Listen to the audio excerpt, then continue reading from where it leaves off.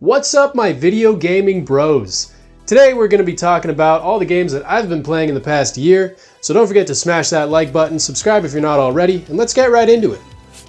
Summer 2022, Donkey Kong Country Tropical Freeze. This game is brimming with personality. From the catchy jungle beats to the lively character and environmental animations, I would call this game one of the best side-scrolling platformers of all time. I know, that's pretty big praise, but it's well deserved. It has very tight and responsive controls, and that's exactly what you look for in a platforming type game. If I could describe it in one word, I'd call it fantastic. Fantastic. Summer 2022, Part 2, One Shot. This is one of those games that will stick with you for a long time after you beat it, and that's because the story recognizes the player as an active participant in the narrative.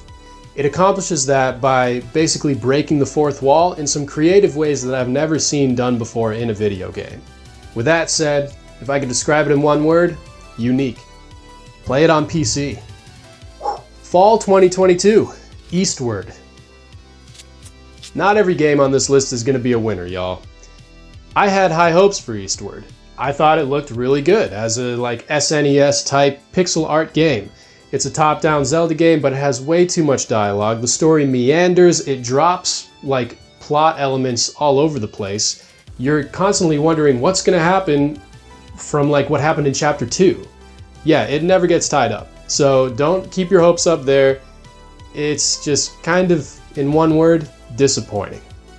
Fall 2022, Part 2, Splatoon 3. This game got some flack for looking a little too much like its predecessors, and I mean, visually, sure, that's fair, but the story mode and co-op modes are much more fleshed out, and that's where I spent a lot of my time. I'm not big into online multiplayer games, which is the mainstay of the Splatoon series, but there's a lot there going on otherwise for single players. And there's even one level, more towards the end, that is insanely difficult. I was questioning why I was even doing it anymore, but it was fun nonetheless. So if I could describe Splatoon 3 in one word, fun. Winter 2022, Pokemon Scarlet and Violet. Okay, this game had some underwhelming graphics, that has been said a million times, and yeah, it was riddled with bugs in the beginning, but I think this game got a lot of things right. And that makes me optimistic for future generations, honestly. Area Zero was epic. I've never seen the story go in that direction in past Pokemon games, so I think it took a little bit more of a mature direction for the story. And that is definitely a welcome new choice in the series. So with that being said, I would call Pokemon Scarlet and Violet in one word, solid. Winter 2023, Stardew Valley. It's about farming, dating, exploration, and living life. This game packs a lot of content, and it takes inspiration from games like Animal Crossing, where you have a time limit of how much you can do in one day. It's roughly 15 minutes real time in one day in the game.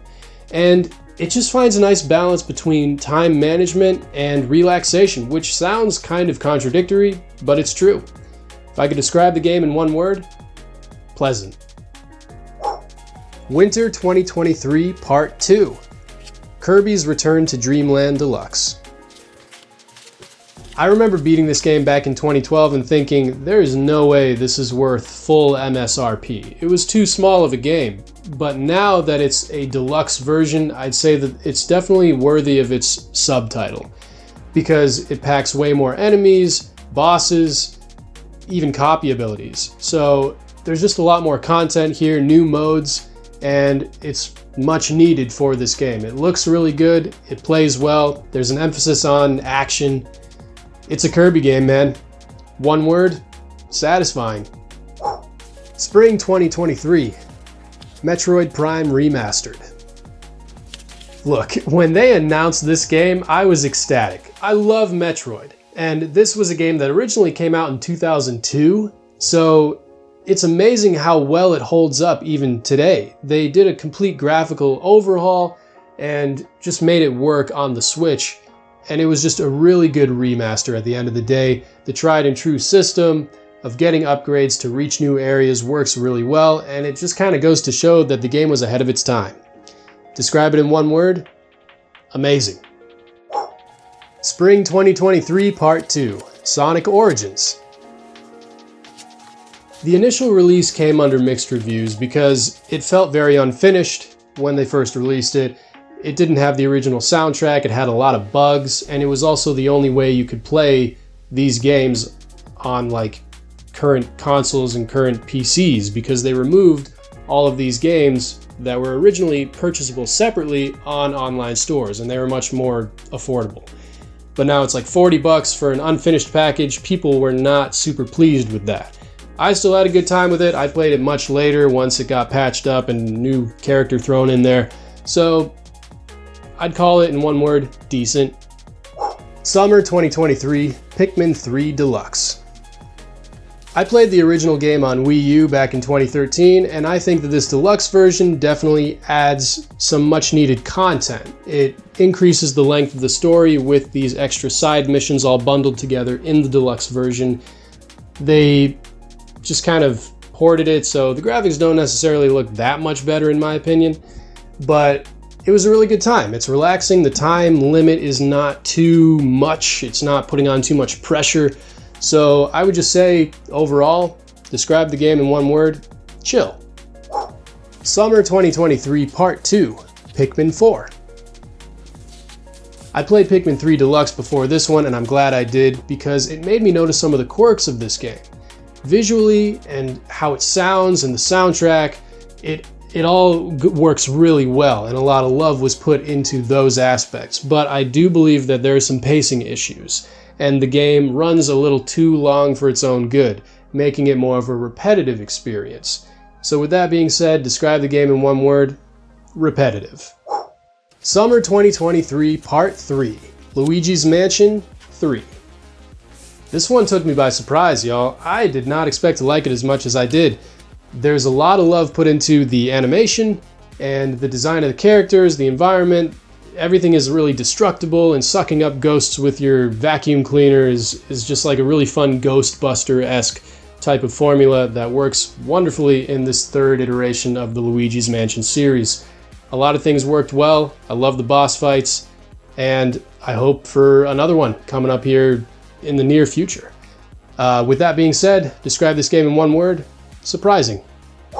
Fall 2023, Super Mario Bros. Wonder. I loved how nearly every stage in this game has some kind of unique element to it.